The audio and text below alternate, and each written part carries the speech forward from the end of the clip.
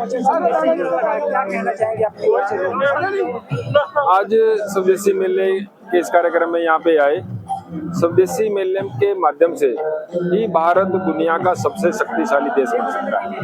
भारत की आबादी 140 करोड़ की आबादी है और यदि सारे लोग मिलकर के अपने देश में बनी हुई चीजों का ही उपयोग करेंगे तो निश्चित रूप से दुनिया का सबसे बड़ा बाजार जो भारत है, तो आने वाले समय में आर्थिक रूप से भारत दुनिया का सबसे ताकतवर देश बन सकता है। सामाजिक दृष्टि से ये खाली आर्थिक रूप से मेला नहीं है।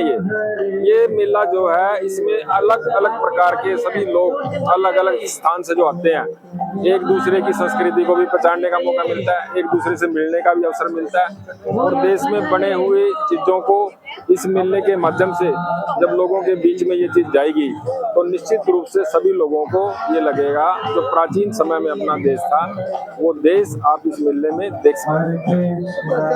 ऐसे मेले लगने चाहिए, बिल्कुल लगने चाहिए। और ये जो मेले हैं स्वदेशी मेले, अंतर्राष्ट्रीय स्तर पे जो अलग अलग देशों में जो मेले लगते हैं वहाँ पे भी इन सभी को भाग लेना चाहिए।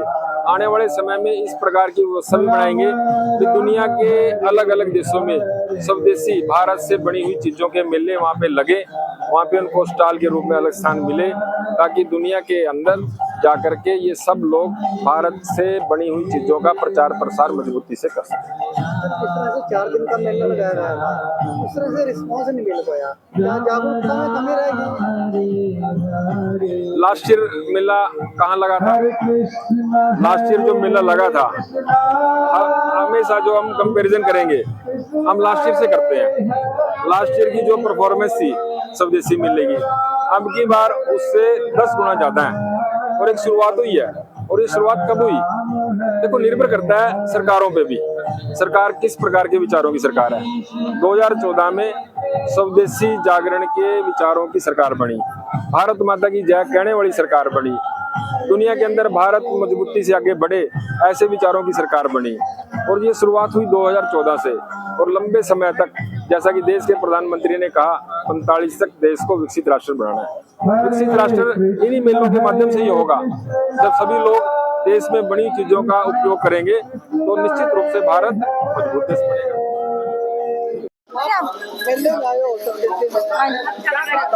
हम स्वदेशी मेले में आए, हमने शहद खरीदा है।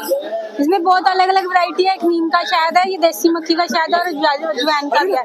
तो हमें ये अच्छा लगा इसलिए हमने ये ले लिया। इसके फायदे बताए यहाँ पर जब आपने शायद का पता लगा? ये तो हमने अपनी कन्वीनियंस के लिए लिया है कि अपने जैसे गला वगैरह खराब होता है तो हम गर्म पानी में डाल के पियेंगे और भी अलग अलग चीजों में यूज करेंगे। क्या अच्छा लगा? मेला बहुत अच्छा है, होनी चाहिए, बिल्कुल होना चाहिए। इस तरह से रिस्पॉन्स मिल पा रहा है जैसे स्वदेशी मेला, क्या लगता है शहर में ऐसे मेले लगने चाहिए? देखिए, यमुनानगर के लिए सौभाग्य की बात है कि जो मोदी जी की मुहिम चली स्वदेशी के लिए, जिस तरह से आज अमेरिका भारत को आगे दिखाने का काम कर रहा है, तो उसको जवाब देने का सबसे अच्छा प्लेटफॉर्म है। स्वदेशी वस्तुओं का हम इस्तेमाल करें, हमारा रुपया बन के रहे और भारत में रहे, ना कि डॉलर की शेप में अमेरिका को जाए। इससे भारत की तरक्की होगी, देश की तरक्की होगी, विकास के कार्य होंगे और ये ग्राम स्तर से लेके केंद्र तक ये काम होंगे। इस तरह के आयोजन जगह जगह पे होने चाहिए ताकि लोगों के अंदर जागरूकता है, लोगों के अंदर इस बात का आभास हो कि हमारा जो भारत है वह आत्मनिर्भर भारत है। ऐसी कोई सी चीज नहीं है जिसके लिए हमें विदेश की तरफ रुख करना पड़े। मेले में देखिए, जितने भी स्टॉल हैं बहुत अच्छे हैं और बहुत मेहनत लोगों ने की हुई है। और खास तौर से जिस स्टॉल पे मैं खड़ा हूँ, यह पूर्ण रूप से यह ऑर्गेनिक है और स्वदेशी है। इसी तरह से हाथ से बनी हुई वस्तुएं, खान पान की जो चीजें हैं और डेकोरेशन की जो चीजें हैं, ये सारी स्वदेशी हैं और बहुत अच्छा यहाँ माहौल है। बिल्कुल लगना चाहिए, ग्राम स्तर से लेके शहरी स्तर तक हर जगह मेला लगना चाहिए। सम्मान बनता है। जय गौ माता जी। मेरे को बुलाने वाली गैया मैया है। धर्मवीर जी से मेरी मुलाकात हुई थी जयपुर में गो कुंभ में, गो महाकुंभ में, और वहाँ पे मैंने देखा, मेरे पास शाजापुर मध्य प्रदेश से आया हूँ, वहाँ भाई जी से मैंने एक मशीन का आइडिया लिया था। हमको गौशालाएं हैं, गोमाताएं हैं, उनको स्वावलंबी बनाना है। अभी हम लोग क्या कर रहे हैं, गोमाता को भिक्षा के रूप में भैया दीजिए दीजिए, उस पर नहीं जाना। को गौ माता और गौशाला को स्वावलंबी बनाना है। तो जितना भी हम लोगों के पास वंचर है, हमने प्राकृतिक खेती कर रखी है, औषधि खेती कर रखी है, गाय माता के जो प्रोडक्ट हैं दूध, उनको वैल्यू एडिशन करके और आम जनता को, नए बच्चों को रसायन मुक्त, जहर मुक्त हम भोजन दे सके, हम नई पीढ़ी को ऐसी चीज दे सके जो हमारी पृथ्वी माता है, उसमें भी इतना कार्बन बढ़े, बिना रसायन के, बिना खाद के, तो अगली पीढ़ी हमारी सुरक्षित होगी।